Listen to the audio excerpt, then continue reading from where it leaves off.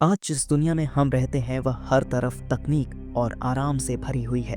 लेकिन इंसान का यह सफर लाखों साल पहले शुरू हुआ था, जब न शहर थे, न घर और न ही कोई टेक्नोलॉजी। उस वक्त केवल घने जंगल थे, खतरनाक जानवर थे और इंसानों का बस एक ही मकसद था, किसी तरह जिंदा रहना। हमारे पूर्वजों की जिंदगी किसी रोमांचक फिल्म से कम नहीं थी। हर दिन एक नई चुनौती, हर रात एक नया डर। उस समय इंसान और जानवरों में ज्यादा फर्क नहीं था, दोनों ही प्रकृति के सहारे जीते थे। लेकिन इंसानों के पास एक चीज थी जिसने उन्हें बाकी जीवों से अलग किया, वो है बुद्धि। यही सोचने समझने की ताकत उन्हें सभ्यता की ओर ले जाने लगी।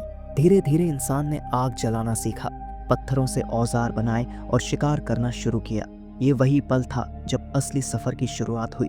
मगर यह रास्ता आसान नहीं था। आदि मानव गुफाओं में रहते, पेड़ों के फल खाते और जंगली जानवरों से अपनी जान बचाने के लिए हर वक्त सतर्क रहते। उनका सबसे बड़ा संघर्ष था भोजन। शुरुआत में वे दिन भर जंगलों में भटककर जड़ें, फल और फूल खाते, लेकिन यह हमेशा सुरक्षित नहीं था, क्योंकि कई फल जहरीले भी होते थे। धीरे धीरे उन्हें एहसास हुआ कि मांस ज्यादा पोषण देता है और पेट भी लंबे समय तक भरा रहता है। यही खोज उनके जीवन को बदलने वाली थी। समय के साथ आदि मानव धीरे धीरे पेड़ों से नीचे उतरने लगे। आकाश में बिजली खड़कना और तेज बारिश होना उन्हें पेड़ों पर असुरक्षित महसूस कराता था। पेड़ों की डालियां भी हर समय उन्हें सुरक्षा नहीं दे पाती थीं। यही कारण था कि आदि मानव ने पेड़ों को छोड़कर गुफाओं में शरण लेना शुरू किया। कई आदि मानव पहाड़ियों के आसपास की गुफाओं को ढूंढकर वहां रहने लगे। ये गुफाएं उनके लिए घर बन गई। इसके प्रमाण आज भी दुनिया के अलग अलग हिस्सों में पाई जाने वाली प्राचीन गुफाओं में मिलते हैं, जहां उनकी पेंटिंग्स और निशान आज भी मौजूद है। शुरुआती दौर में इंसान का जीवन जंगली जानवरों से बहुत मिलता जुलता था। वे भी पूरी तरह प्रकृति पर निर्भर रहते थे, यानी उन्हें जो भी भोजन मिलता वही खा लेते। कभी फल, कभी जड़ें और कभी छोटे छोटे जानवर। आदि मानव जंगली जानवरों से डरते थे। खराब मौसम, आंधी तूफान और तेज धूप उनकी मुश्किलें और बढ़ा देते थे। उनका डरना स्वाभाविक भी था, क्योंकि उस समय उनके पास सुरक्षा के लिए कोई हथियार नहीं था और न ही इतना ज्ञान कि खुद को बचा सके। लेकिन धीरे धीरे बुद्धि ने रास्ता दिखाया। इंसान ने पत्थरों और लकड़ियों से औजार बनाना सीखा। शुरुआत में उन्होंने छोटे जानवरों का शिकार करना शुरू किया।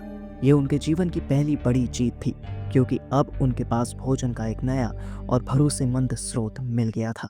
धीरे धीरे इंसानों ने पत्थरों से खुदाई करना, पेड़ काटना और मजबूत चमड़ी वाले जानवरों का शिकार करना भी सीख लिया। उन्होंने नुकीले पत्थरों का इस्तेमाल हथियार और औजार की तरह करना शुरू कर दिया।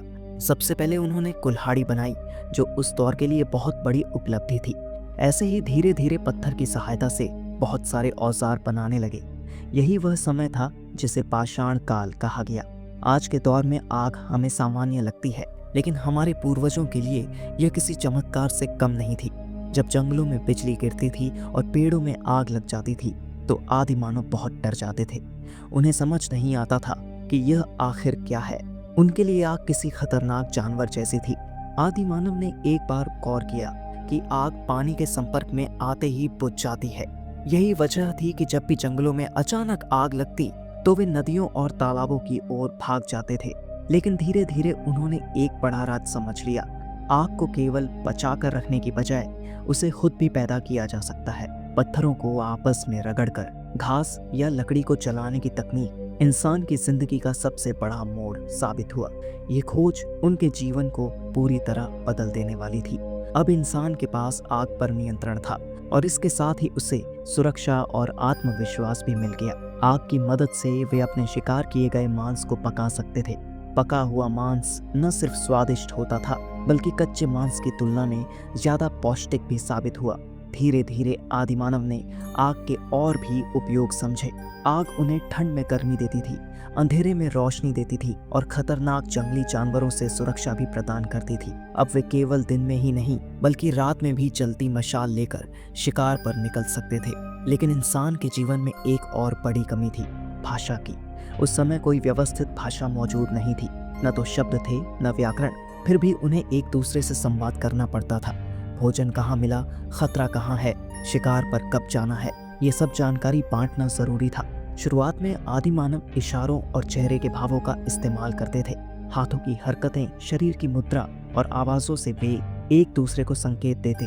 जब कोई खतरा सामने आता तो वे जोर से चिल्लाते, जब भोजन मिलता तो वे अलग तरह की ध्वनि निकालते। समय के साथ जैसे जैसे समूह बड़े होते गए, इन संकेतों और आवाजों को समझना मुश्किल होने लगा। यहीं से एक व्यवस्थित भाषा की जरूरत महसूस हुई। धीरे धीरे उन्होंने ध्वनियों को निश्चित अर्थ देना शुरू किया और इशारों के साथ जोड़कर संवाद का एक नया तरीका विकसित किया। यही वह क्षण था जिसने मानव सभ्यता की नींव रखी। भाषा का जन्म हुआ और भाषा ही वह साधन बनी जिसने इंसान को बाकी जीवों से अलग कर दिया और पूरी मानव सभ्यता को आगे बढ़ने का रास्ता दिखाया। लगभग 20 लाख साल पहले इंसानों का सफर एक नई दिशा में बढ़ने लगा। कुछ आदि मानव अपनी मातृभूमि को छोड़कर उत्तरी अफ्रीका, यूरोप और एशिया की ओर निकल पड़े, लेकिन हर जगह का माहौल अलग था। कहीं उत्तरी यूरोप की बर्फ से ढकी ठंडी वादियां थीं, तो कहीं इंडोनेशिया के गर्म और घने जंगल। जीवित रहने के लिए इंसानों को इन बदलती परिस्थितियों के अनुसार खुद को ढालना पड़ा। यहीं से इंसान की अलग अलग प्रजातियों का जन्म हुआ। वैज्ञानिकों ने हर प्रजाति को उनका लैटिन नाम दिया ताकि उनकी पहचान अलग अलग रहे। वक्त गुजरने के साथ इंसानों की सभ्यता और संस्कृति में बड़े बदलाव आने लगे। शुरुआती दिनों में आदि मानव ज्यादातर अकेले रहते थे, लेकिन धीरे धीरे उन्होंने महसूस किया कि परिवार और झुंड में रहना ज्यादा सुरक्षित है। समूह में रहकर उन्हें शिकार करने, भोजन जुटाने और जंगली जानवरों से बचने में मदद मिलती थी। वे पेड़ों और गुफाओं में शरण लेते थे और पूरी तरह प्रकृति के संसाधनों पर निर्भर रहते थे। समय के साथ आदि मानवों ने कठिन परिस्थितियों से बचने के लिए नए तरीके अपनाने शुरू किए। अब उन्हें प्राकृतिक आपदाओं और जंगली जानवरों का डर पहले जैसा नहीं था। हालांकि वे शुरुआत में कपड़े नहीं पहनते थे, लेकिन धीरे धीरे उन्होंने जानवरों की खाल का उपयोग कपड़ों की तरह करना सीख लिया। इससे वे ठंड और बदलते मौसम से खुद को बचा पाते थे। कुछ आदि मानव पहाड़ी इलाकों से निकलकर मैदानी क्षेत्रों में बसने लगे, लेकिन वहां भी उनके पास कोई स्थायी घर नहीं था। वे अभी भी पेड़ों पर रहते थे और संघर्षपूर्ण जीवन जीते थे। धीरे धीरे उन्होंने इन्हीं पेड़ों की टहनियों और लकड़ियों से अस्थायी घर बनाना सीख लिया। समय बीतने के साथ इंसानों ने घर बनाने की कला में महारत हासिल कर ली और जब ये घर एक जगह ज्यादा संख्या में बनने लगे तो वहाँ छोटे छोटे गांव और बस्तियां बसने लगी। अब आदि मानव आपस में मिलजुल कर रहने लगे थे। साथ रहने से उन्हें ना तो खाने की समस्या हुई और ना ही हर वक्त जंगली जानवरों का डर सताता था। सर्दियों की ठंडी रातों में वे अपने घरों में आग जलाकर सुकून से रहते। कुछ आदि मानव नदियों के किनारे बसने लगे। इससे उन्हें पानी की कमी नहीं रहती। उनके पास दो सबसे बड़ी ताकतें थीं, आग और लकड़ी, पत्थर से बने हथियार। आग ने उन्हें केवल ठंड से ही नहीं बचाया, बल्कि खाना पकाने और जंगली जानवरों से सुरक्षा में भी मदद की। वहीं लकड़ी और पत्थरों से बने हथियारों ने शिकार करना आसान बना दिया और दुश्मनों से रक्षा भी की। अब उनके पास पानी था, भोजन था, रहने के लिए घर था और शिकार करने के हथियार भी थे। इन सब ने उनके जीवन को पहले के मुकाबले कहीं ज्यादा आसान और सुरक्षित बना दिया था। धीरे धीरे आदि मानव ने शिकार करना, आग जलाना, घर बनाना और आपस में संवाद करना सीख लिया। लेकिन असली बदलाव तब आया जब उन्होंने खेती करना शुरू किया। पहले वे पूरी तरह भोजन के लिए प्रकृति पर निर्भर थे, लेकिन जब उन्होंने देखा कि बीज मिट्टी में गिरकर नए पौधे उगा देते हैं, तो उन्होंने इसे समझा और एक नई खोज कर डाली। अब उन्हें रोज रोज खाने की तलाश में भटकना नहीं पड़ता। उन्होंने खेतों में फसलें उगानी शुरू की और जानवरों को पालतू बनाना भी सीख लिया। यही से गांव और बस्तियों का जन्म हुआ और आगे चलकर इन्हीं से शहर और महान सभ्यताओं की नींव पड़ी। आदि मानव से लेकर आधुनिक इंसान बनने तक का यह सफर लाखों सालों में पूरा हुआ। संघर्ष से शुरू हुई यह कहानी आज विज्ञान और तकनीक की ऊंचाइयों तक पहुंच चुकी है। लेकिन सोचिए, अगर हमारे पूर्वजों ने यह सब सीखने की मेहनत और संघर्ष ना किया होता तो शायद आज हम यहाँ ना होते। तो अगली बार जब आप किसी सुविधा का इस्तेमाल करें तो याद रखिए कि इसके पीछे हमारे पूर्वजों की सदियों की मेहनत छिपी है। और अब एक सवाल, क्या आपने कभी सोचा है कि हमारी धरती यानी यह दुनिया आखिरकार खत्म कैसे और क्यों होगी?